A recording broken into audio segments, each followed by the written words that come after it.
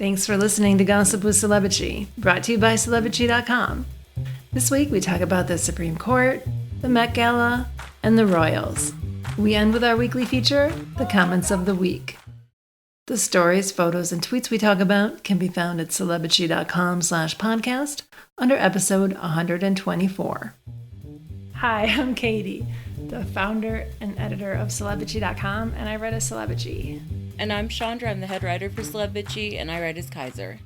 So we're going to be off next week, and we're going to be back on May 21st for our regular schedule.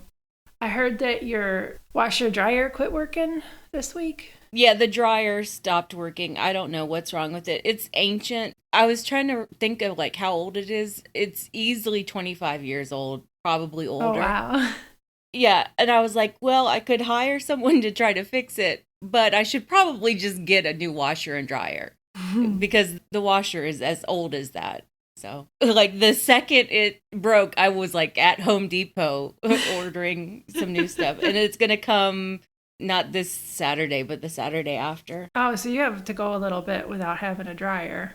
Yeah, I might run out of underwear, but I can wash clothes. I just can't dry them, so I'm air drying like everything. I hang all my clothes up to dry except for my socks and like the towels and sheets.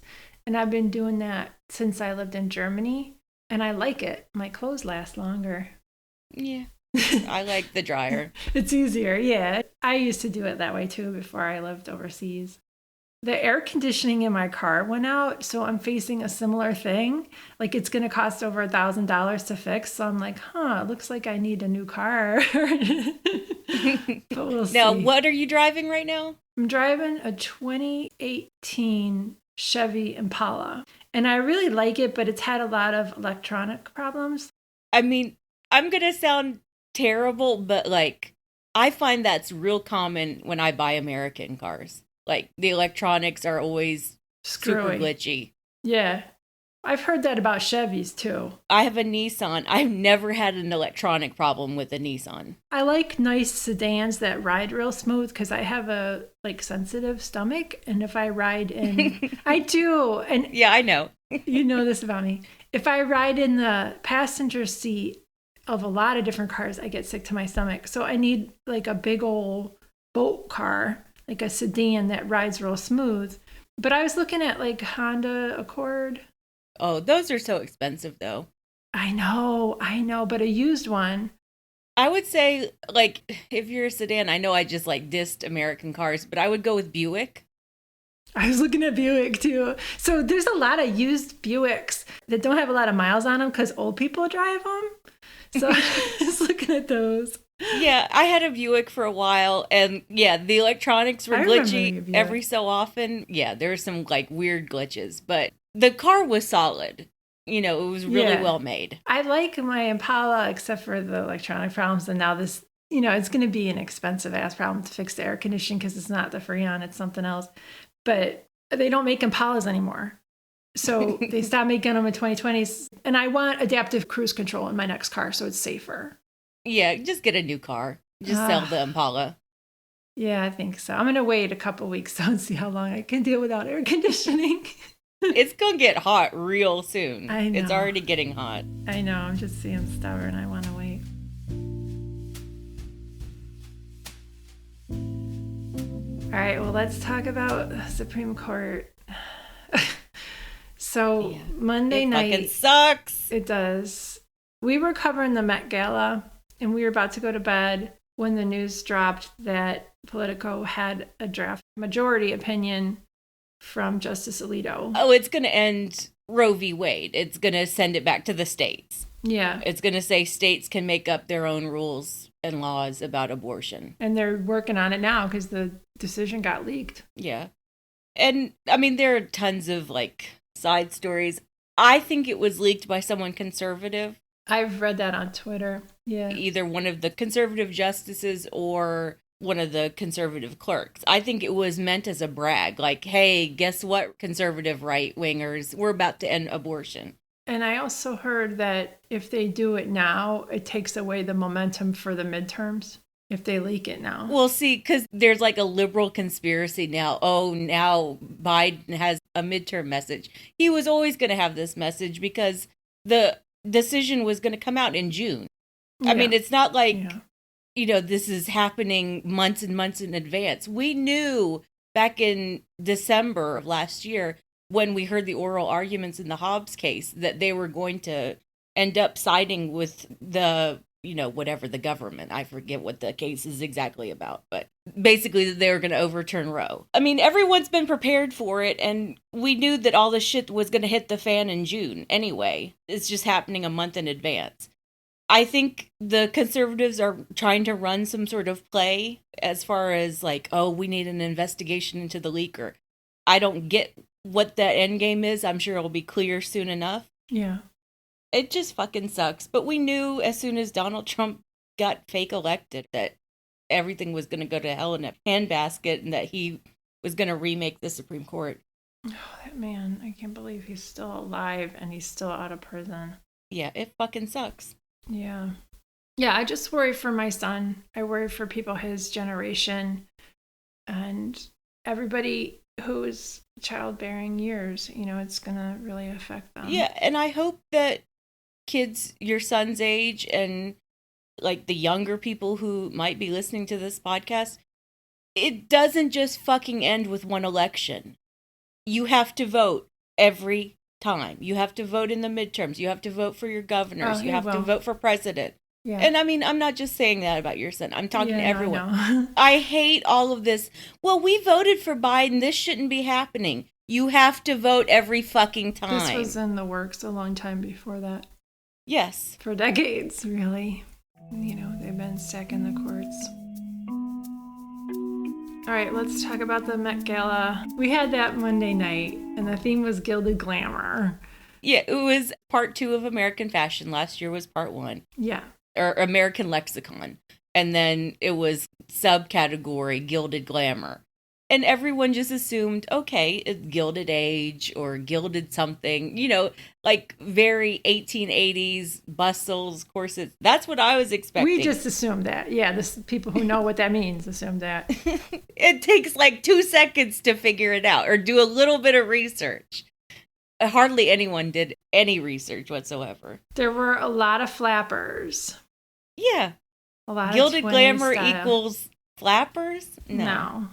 A lot of, yeah.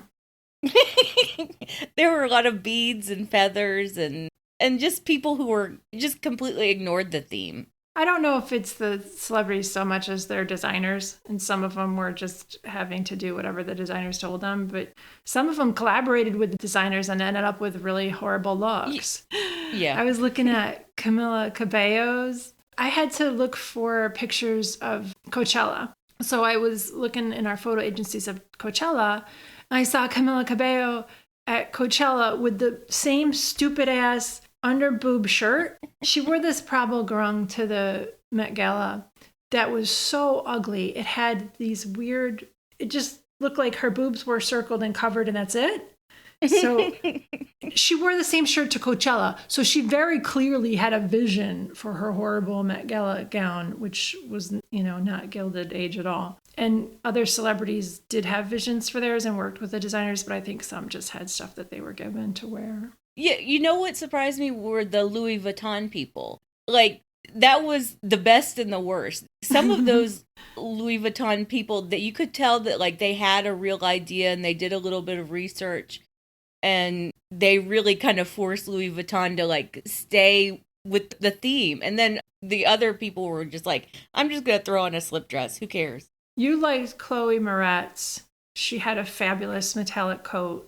And then Cynthia Erivo had this kind of complicated tiered white gown. And you liked that one, too. It was a little weird for me, but I saw what they were going for. And she's a fashion woman. And then my favorite Emma was Stone had this slip dress. It was just like a recycled. Yeah. It was her wedding dress. And I was like, really? She wore that to her wedding? Yeah. And, well, that was like her dance dress, the reception dress or something. What were you saying? Why would you choose that, your reception dress, for a Gilded Glamour Met Gala? I don't get that. She phoned it in. What were you going to say, though? You said you like somebody? Oh, Billie Eilish. I thought she was one of my best dressed. Yeah, she looked cool. And she did the corset thing. Yeah, she did the corset. The lace sleeves looked like they came straight out of HBO's The Gilded Age. Mm-hmm. And even though there were like some very costumey aspects to her dress, she still made it look modern with the styling and with how she posed in it. I loved that. I love that she actually like did a little bit of research and tried to figure out how to do gilded glamour and still make it modern and not feel like a costume. She looked really cool. I liked Lizzo in this giant elaborate Thom Browne jacket. That was really cool. Thom Browne killed it. Yeah, Thom Browne stuff was excellent. All those people looked great. Yeah, Abdul-Mateen. Oh, he looked so good. He had this cool jacket with these little like insects on it. I should have written this down, but it didn't occur to me till after I covered it, was that it had Candyman vibes because of the bees in Candyman. I mean, they were different kind of insects, but I was like, ooh, I wonder if that's why they did that. And Laura Harrier was in H&M, but it was really cool. It was kind of corseted, and it looked like she was following the theme, and Hecate covered that. Yeah, it looked very Age of Innocence. I saw that. Yeah. And then you didn't like Blake Lively, and, which is completely understandable because she was over the top and coming early, explaining everything she did. I mean, she was a co-chair, but she had a Versace on. Yeah, I don't blame her for coming early. She was a co-chair, like you said. Yeah. All the co-chairs usually show up early. That's good. And I hope that Regina King is okay. I'm thinking about her. We're thinking about her. Yeah, we are thinking about her. Poor Regina. So she came early and she wore a big dress. Okay, that's fine. But like people were just falling all over themselves. Oh, Blake just killed it. I was waiting for Blake. No, you wait for Rihanna. You wait for Zendaya. You don't wait for Blake. So Blake is a poor substitute. Yeah. And like she styled that so poorly. It was total mall girl with the little fake tiara on. And like, yeah, so her whole thing was that she was evoking the Statue of Liberty, which, okay, that's sort of cool. But I just said what I always say about Blake, which is that her aesthetic is mall girl. And she really can't pull off these sort of like high fashion looks, which is totally true. Get better stylist team if you want to do that. Yeah. Yeah, and you know, I was thinking about it, like, Blake looks great in stuff like Michael Kors. When she keeps it real simple and, like, monochromatic. She does, yeah. She can pull off that kind of designer clothing. She could have worn Ciara's gown, like that Michael Kors striped giant one-leg slit. That's kind of her style. She looks so hot. But yeah, like, people accuse me of having contempt for Blake or acting like Blake slept with my husband. No. I don't have contempt for her. She's not important enough for me to have contempt for her. Yeah, she looked pretty, but she wasn't a showstopper. But she thought she was, and she thought she was so over the top and important, and she wasn't. Yeah, agreed. So we talked about this on Zoom, and here's a segment from that. Billie Eilish was the one that I thought came close to the theme more than anybody. One episode, y'all couldn't watch Gilded Age? Why was people dressed like the 1920s? Like flappers. What was that? A lot of people were going either Gilded Age or Gilded. Which, you know who I think did like a nice blend of that was Megan Thee Stallion. I loved her outfit, like in terms of, I think it was a more modern spin on, I mean, obviously you wouldn't see that exact outfit in the Gilded Age, but it made sense to me, a modern spin on it. And I want to wear that. I just want her to get away from the cutouts. Every dress she does has the same. Oh, yeah. I really like Laura Harrier. Yeah. Yes, that was a cool dress. But her dress was H&M. And I didn't like SJP's dress. I found out the story behind it, and I liked after that. What was the story? It was designed by Christopher John Rogers, who is a Black designer. The dress is actually modeled after the dress that Mary Lincoln's seamstress and designer, who was a Black woman, created for her. It was a modern take on that. Like she made like a gingham dress for Mary Todd Lincoln that became like iconic that she was photographed in. It was a take on that dress, that iconic dress that was made for her, which I thought was really cool. But the problem is a lot of these celebrities, designers are the ones in control of the looks. Or it's the Louis Vuitton people who are never on the theme. No, and you're contractually obligated to wear it. Oh, that would suck. They just give them some stuff. It's like, here's some clothes. We don't care what the theme is. Yeah. If you're getting it for free, you're not really going to have a lot of say in what it looks like. Glenn Close, I just read a quote from her that she said, first they told me I was going to the Met Gala, and then they told me I was going to wear this pink thing from Valentino. She just put on what they gave her and showed up. I mean, you have people who are collaborative, like you have Zendaya or Blake, but most of them are just like hangers. Yeah, I liked Megan Thee Stallion's look a lot, and I loved the people who interpreted Gilded Glamour as, gilded, let's just do gold. I thought that was great. Why not? Yeah. Why not just do a real pretty gold dress? Like Cardi B's gold dress was fantastic. It was Versace. Mm-hmm. And Megan Thee Stallion was great. My only qualm was that I think she goes for slitty skirts too often. Yeah, that's what everybody was saying, yeah. She likes to stick that one leg out, and it's always a slit on the one side. So I don't know what it is about her and that one leg, but it's cute. It's cute that she has that little thing. Yeah. But that dress didn't need the slit. It would have been a better look without it. And like Amir was saying, Sarah Jessica Parker nailed the theme. She worked on it, and she had a whole story for her gown, and that's what you want from these galas. That's what you want the celebrity to say. I like when people take it seriously and do a little bit of research. I think that's cool. It shows that you care. Yeah. And it's okay to care about fashion. Everyone's like, oh, this is the night that Roe was overturned. You shouldn't care about fashion. It's okay to care about fashion. It's a huge multi-billion-dollar industry. You're wearing art. You can care about it. And Hillary had a good approach to that. She worked with Altazara. And she had the famous women's names embroidered in her gown. And it was really subtle. It wasn't like the AOC eat the rich bullshit from last year. She had to tell you about it. Yeah, and I could barely even make out the writing on her dress for the most part. You could in real close-ups, but I couldn't really see it. Yeah. She told us this was coming, and it sucks. Yep. All right, let's talk about the royals. So we're still getting follow-up stories from Tina Brown's book, The Palace Papers. Like, she's doing interviews, and you're very dutifully reading it and reporting on it. So thank you for that. There are a lot of details in there.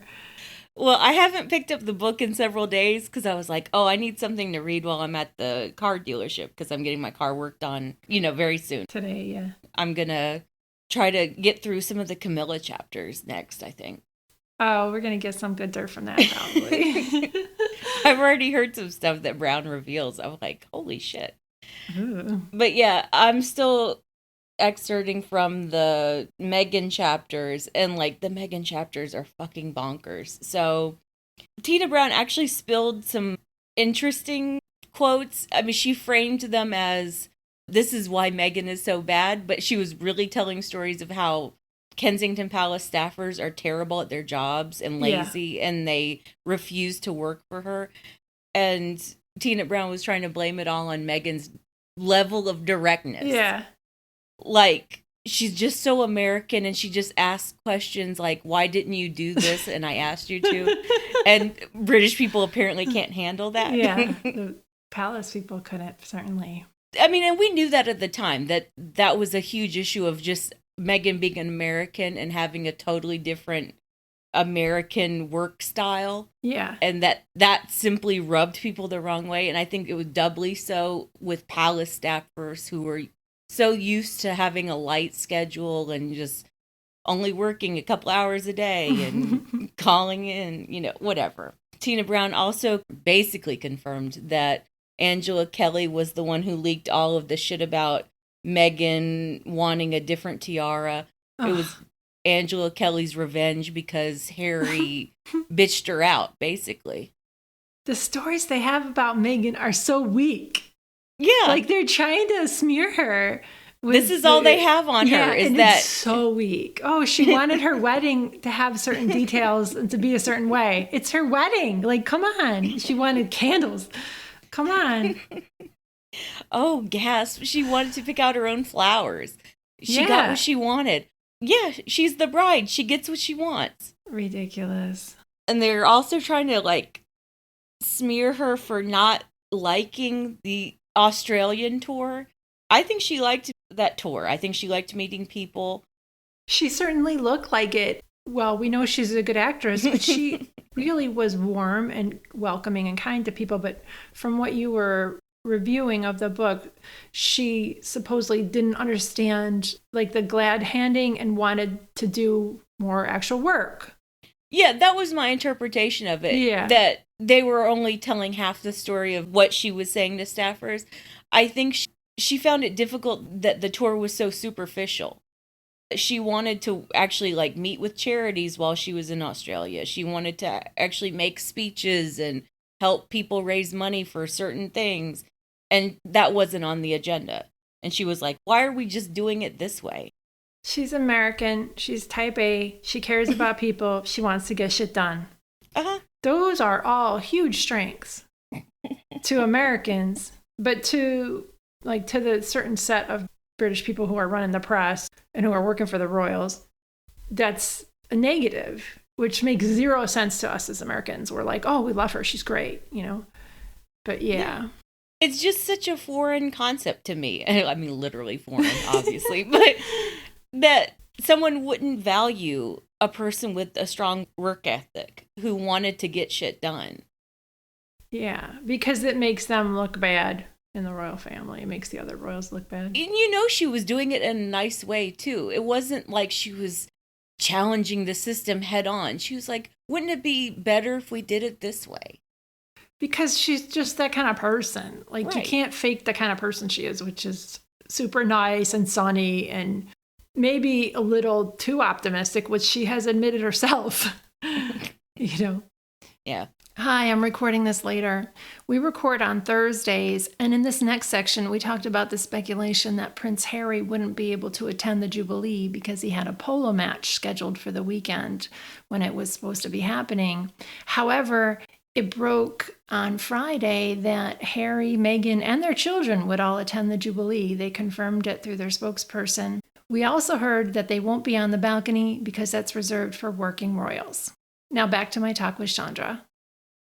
So the main non-Tina Brown story that you covered today is sort of confirmation that Prince Harry is not going to attend the Jubilee.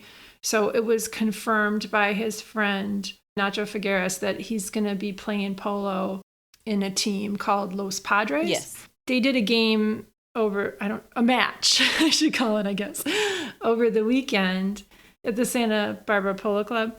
And now they joined in a team and they're going to be competing, whatever they do. I don't know what it is called, but their schedule is into the weekend of the Jubilee. So yeah, people are unsure. The Telegraph reported that they're actually only playing polo on the weekends. It's only like Saturday and Sunday matches, I guess they're called.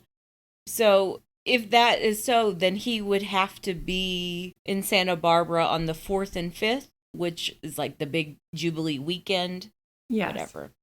So no one knows. The Sussexes haven't confirmed anything. I think they're probably going to make everyone sweat a little bit more about it. Yeah. And why not? That's what they should do. I hope they don't go. I hope they don't go either. And if this was how Harry kind of tested the waters or floated the idea that he's not going, it was very clever. Nacho is like a brother to Harry, like a good brother. Mm-hmm. They love each other so much.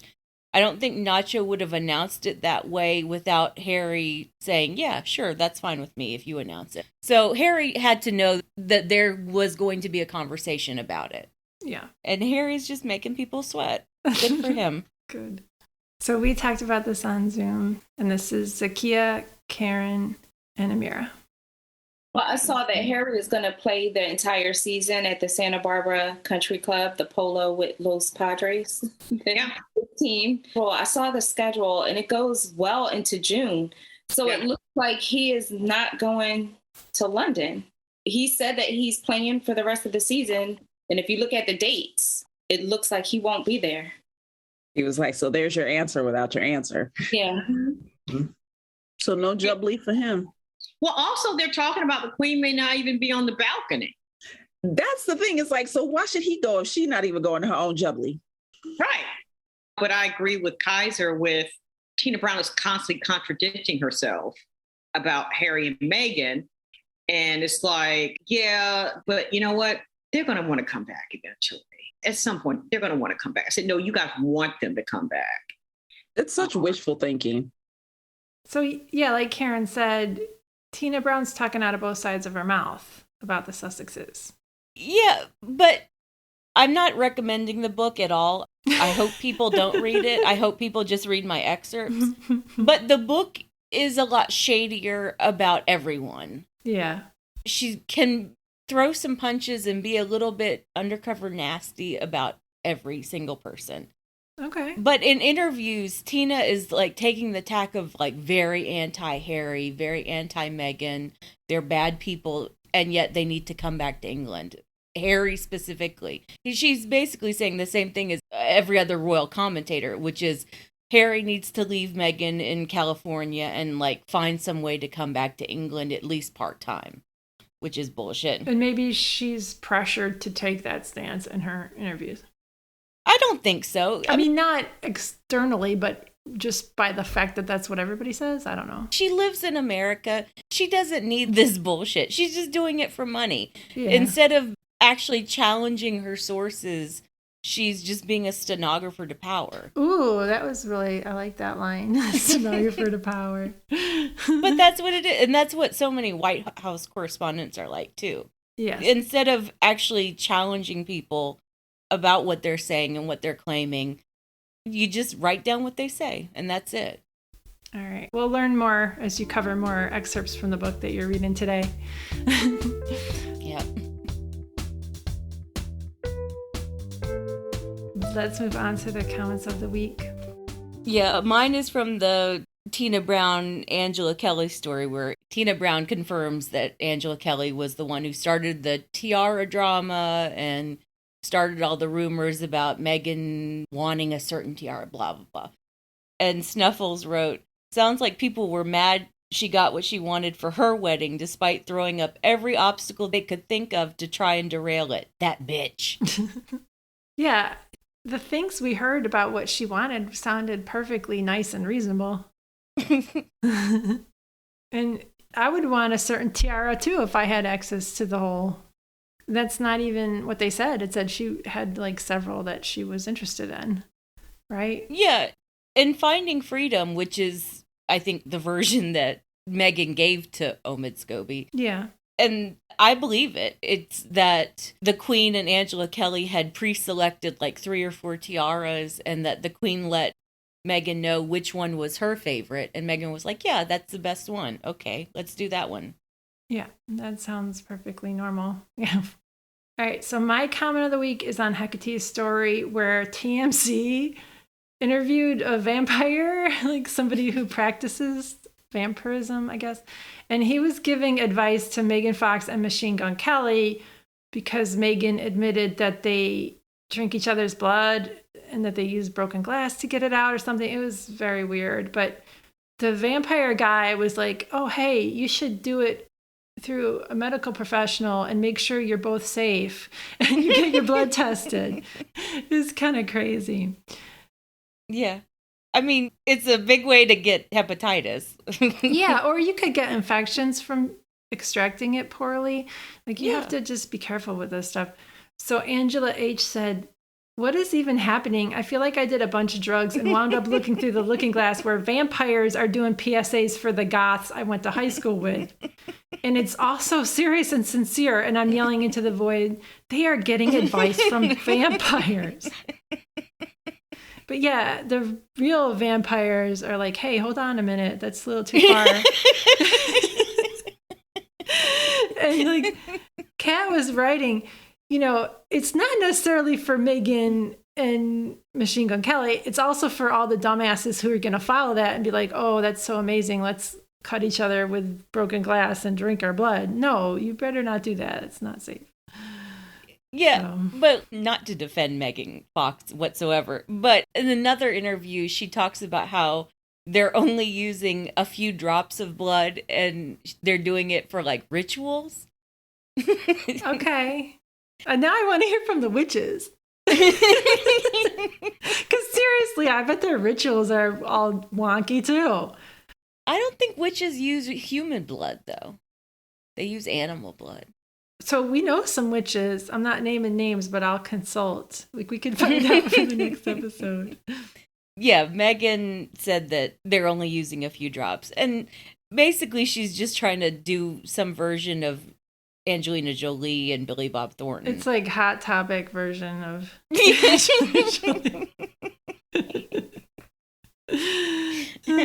And even with Angelina and Billy Bob, everyone was like, oh, they carry vials of each other's bloods. No, they just smeared a little blood on whatever, a piece of glass. That was it. I do a lot of dumb shit. Like I'll see a celebrity with a purse or something. I mean, I'll look it up and I won't buy the expensive stuff, but I will copy outfits if I can, right?